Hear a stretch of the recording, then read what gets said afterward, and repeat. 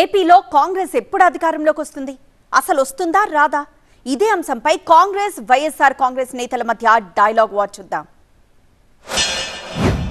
ఖచ్చితంగా రాహుల్ గాంధీ గారి నేతృత్వంలో సెంట్రల్లో కాంగ్రెస్ పార్టీ ప్రభుత్వంలోకి వస్తుంది. అట్లాగే ఆంధ్ర రాష్ట్రంలో కూడా 2029లో కన్వెన్షనల్ పద్ధతుల్లో రాలేము.